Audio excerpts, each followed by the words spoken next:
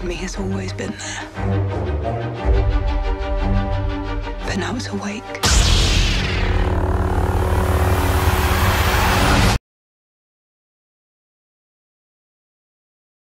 Well, it feels, I mean, you know, obviously it feels really great to see people enjoying the movie. You know, at this point, I know we all just can't wait for it to be out in the world and for fans and crowds to be able to be there opening night and see it for the first time. That's I mean, got goosebumps. I'm very excited. You know, I will say that I've said this before, but I do think that I will be reliving those moments that we had on set for the rest of my life in my mind. You know, I was this complete new person, and it says so much about everyone sitting here that I felt at home on that set, because everyone was so welcoming and open, and I really felt like a part of it. So, thank you. Benicio? I basically the same. Because for the first time I was the oldest one on the set. Well, on my set, on the little set, you know, I was the oldest one, so it was kind of interesting.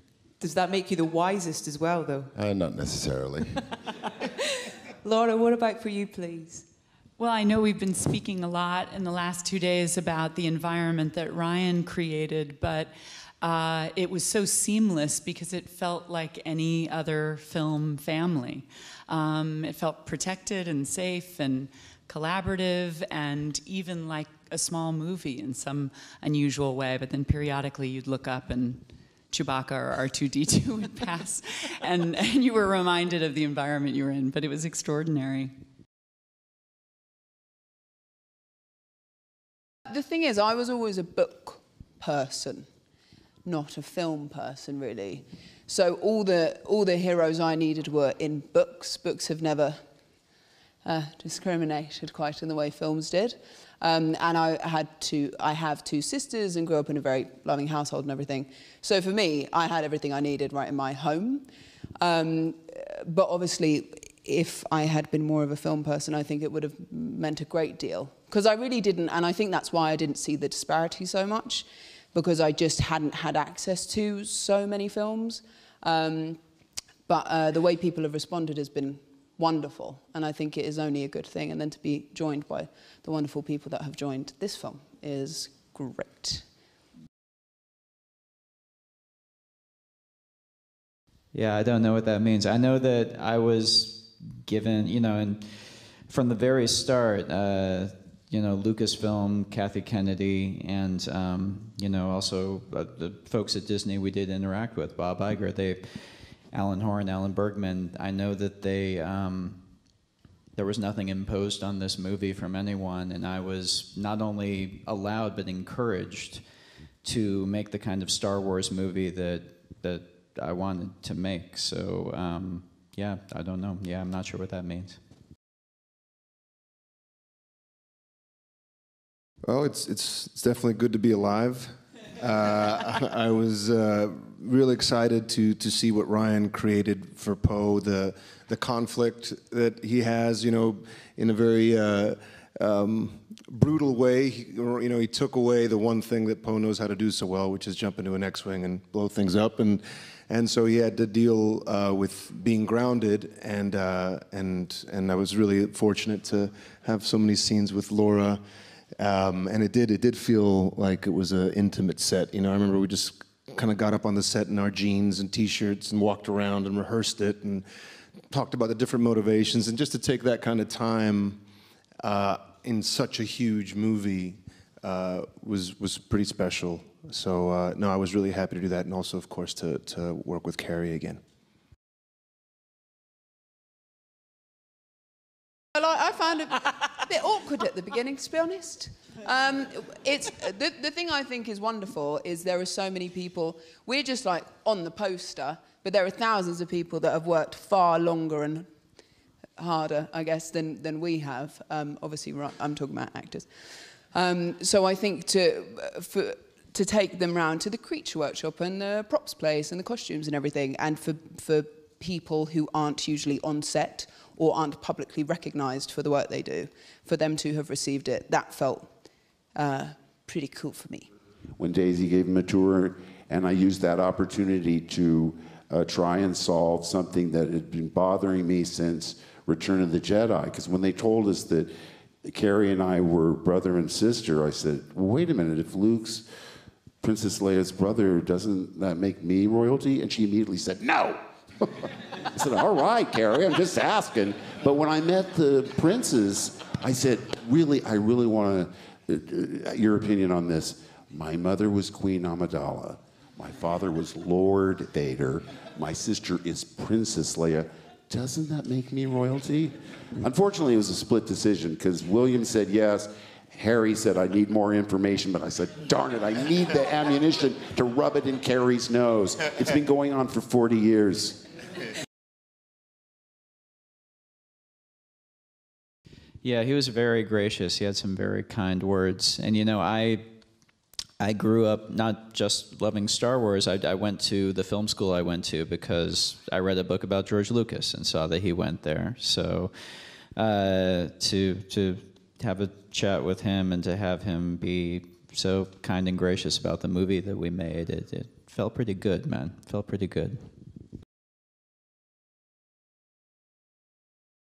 Yeah, in a sense, because the weapon was different for me this time. But I was training mostly with Gwen, doing a lot of stunt training. And Gwen has a really strong reach. So one must dodge and pirouette around her at all times, which is definitely more challenging for real. How did he match up, Gwen? John Boyega is a force in every sense. And I think there was a moment of connection between us where I've certainly not felt anything quite that strong before, John. I understand. I didn't mean like that. Daisy, what about for you? We know that we've heard incredibly from some of your trainers that you outdid even their expectations. That's very kind. I think that's just like learning the choreography. That was not doing the thing justice. I hadn't been like working as such the year between Force Awakens and Jedi. So I'd been strength training, so I was stronger, but when we got back into filming, we didn't have the amount of time to train as we had the first time around. But because I felt stronger, not gonna lie, I felt pretty badass. And I think the fights, we're all like thrilled with how they turned out. You know, Carrie was first and foremost, she was a writer, and that's how we first really connected. So, I mean, we had a lot of lovely moments on set, but the times that I'm really going to remember her were when we were hanging out before the shoot and just at her house, and she was digging out books for me that she wanted to talk about and showing me, like, she was writing her, you know, the Princess Diaries when we were doing the shoot, and she showed me all the old diaries she had, all the old notebooks from the original shoot, and talking about words and just, you know, hanging out with her, man. That's I feel really lucky I got to have even a little bit of time to know her. It was a real challenge. I mean, I had such a brilliant time working with Rian and the way that he decided to take the character in this. But trying to, with all characters that are, you know, representing evil or so-called evil, it's very important to try and humanize them in some way. So there's a vulnerability that we tried to approach with Snoke, which is born out of fear, actually. And I think fear that there is... that, of course, the First Order is in a pretty shoddy state and not being handled terribly well by Hux and the conflicted Kylo Ren. I'm sure you won't mind me saying this in front of you. And the mess that they're making of it. But the thing is about Snoke, there's this sort of public hologram, 5 o'clock in the morning hologramming appearance that he does to scare people. But then there's the sort of the wizard behind the curtains, like the Wizard of Oz. There's this quite frail, fearful because there is this very powerful feminine energy that he knows is coming, and to take him down, and but always trying to find a kind of spark of humanity within that, even though he is, you know, a kind of a representation of evil. Not really.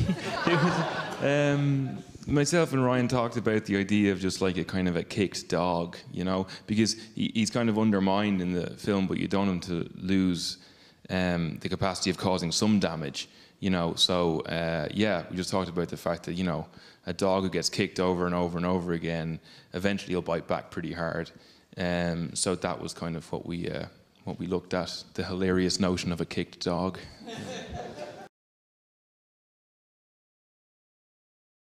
Hell yes, it's time.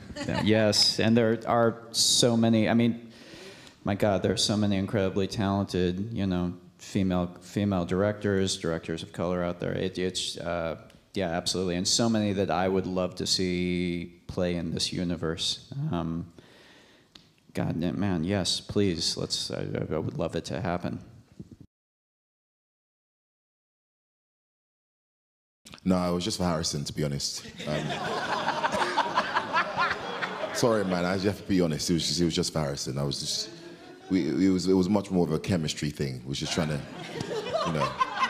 Okay. There was figures I wanted him to sign, but it was my way of taking him out, and I paid for the bill as well, by the way, for you guys thinking I'm cheap, because you guys are thinking he took him to Old Kent Road and then he expected the guy, a millionaire pilot, to pay for it. I actually paid for it as well. But I'm willing to take anybody out. I invited Daisy to my house party last night. She didn't turn up. You did not? Bruv, I did, man. No, you said it was happening. You didn't invite me. Oh, yeah, that's true.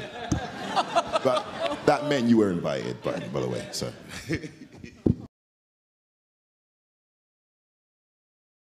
Well, we really planned it out.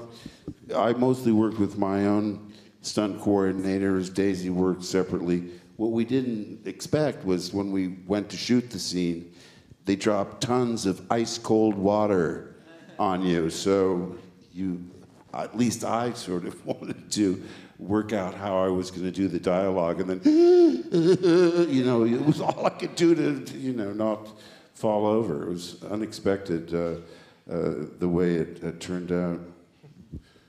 Daisy? I'm going to go back to sleep, thanks. Daisy, for you? Yeah, I think Mark and I have both talked about the unexpected reaction to reading The Last Jedi. Yeah. And what was very lucky was we had a couple of weeks of rehearsal with Ryan where we could just talk through everything. Because I think, you know, like working with a new person and working with a new director, it's all big stuff. I can say for me, I don't want to speak for Mark, but it certainly felt like, you know, we were going through something. And I thought it was great because I seem to remember it working sort of chronologically, or at least it seemed to in my mind, because as our relationship was growing, I think their relationship was growing. So it was great. It was great. It was wonderful. I like that he's really fast.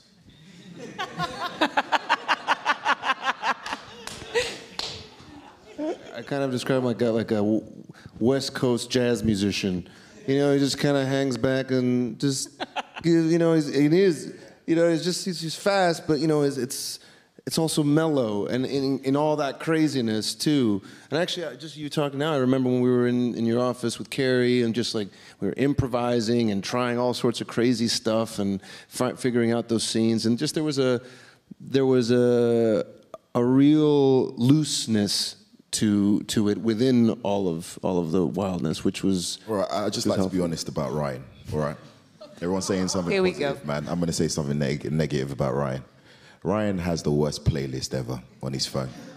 This Playlist. He decided to torment myself and Kelly while we were on top of a raft. I loved it. I was singing along. Like what? What kind of You were what singing along songs? to that? Yeah, I was. Wow. I think Ryan called it a dad playlist earlier with me. Yeah, my dad music. I gotta say though, I can admit now this was kind of intentional. I learned songs that you'd liked, and then I would iTunes search for the bluegrass covers of them, and I would play them. I might have been digging into this a little bit purposefully. Gosh, man. Yeah. Well, it worked. But that as perfect example of Ryan, the level of outrageous irreverence that was always meeting his reverence and respect for what we were all being asked to do was like the greatest dance and party I've been invited to. Yeah, I think like this being my first substantial role in a very large movie, I just love that Rian had this sort of childlike wonder about everything, and everything felt fun. And and you'd be doing a scene, and then you'd hear his little laugh, and you're like, "Oh, we're doing it! I'm doing this right." And it just it felt like really we were just hanging out in someone's backyard making a movie for ourselves, and I think that's really special. Well, now we have to do it. Now you've said it is your greatest fear. You've just manifested it. No, and insofar as it's within my power, I solemnly promise to you that Luke Skywalker will never, fade up into modern day New York. Although that would be a really funny fish out of water story, like him just trying to use an elevator and wacky hijinks, taxi cab drivers. Mark, now I want to see this movie. Now it might actually happen. Mark, you look pretty up for that. Maybe? Maybe up for that? No? Again, I wasn't listening. What did you ask? This is the best technique in the world. Exactly. To avoid questions. I've transported myself to a galaxy far, far from London.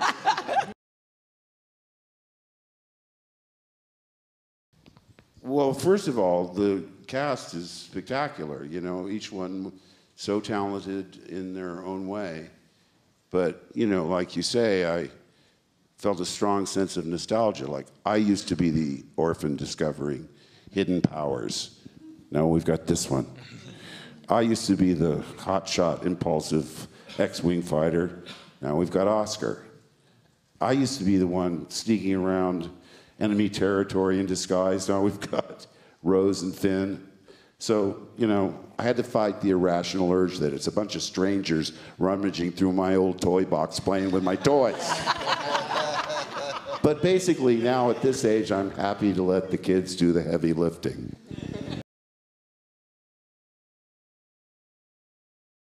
I didn't really get to work with her on the film. I just, but she was, I mean, it was similar to Mark as well. She was really cool about coming up to people and not having to make it a thing to have to approach her to say, "Hi, I'm in the film, can I say hello?"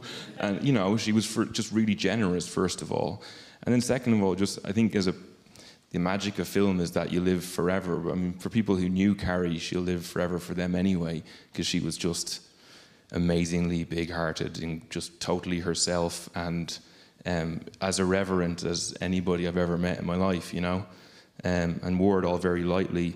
And then we get to see her as Leia in this film for the last time, I guess, and she's really brilliant in it. One of the amazing things, nobody knew what was going to happen with Carrie, obviously, and I love that Rian wrote her a beautiful film, and I think that that's really cool that that's the way it worked out.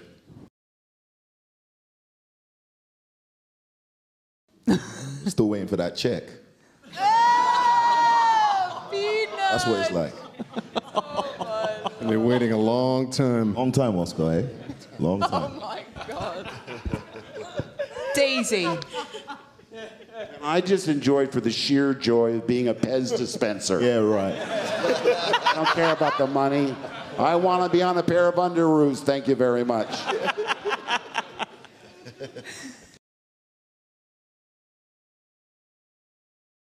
Well, I was so lucky to work with someone I admired for so long. He was so gracious with his time, and we stayed in contact, corresponding. He wrote beautiful calligraphy with an old-fashioned ink pen. I would see him in the West End. We'd go out to dinner, and, you know, again, this is one of the greatest actors ever. I mean, at first, when I read the script, I thought, ooh, this is really pushing me out of my comfort zone. But if I were another benign, wise Jedi, we've seen that before, and nobody can do it better than Alec did it. So I think being pushed out of your comfort zone in this case was a good thing. Although I still say a Jedi would never give up. But that's old school. This is the new generation.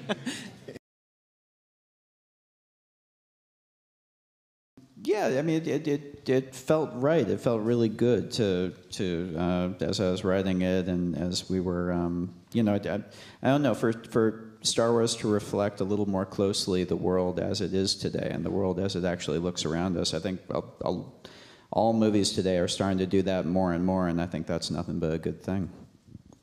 May the Force be with you. I need someone to show me my place in all this.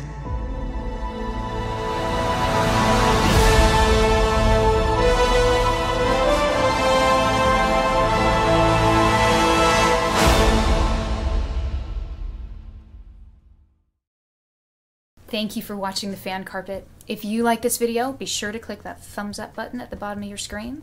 And also be sure to subscribe to the Fan Carpet YouTube channels. They're absolutely free and so much fun too. Be sure to check out the official website, thefancarpet.com. Also, you can follow us on Facebook, Twitter, and Instagram to stay up to date with reviews, competitions, the latest news, and so much more.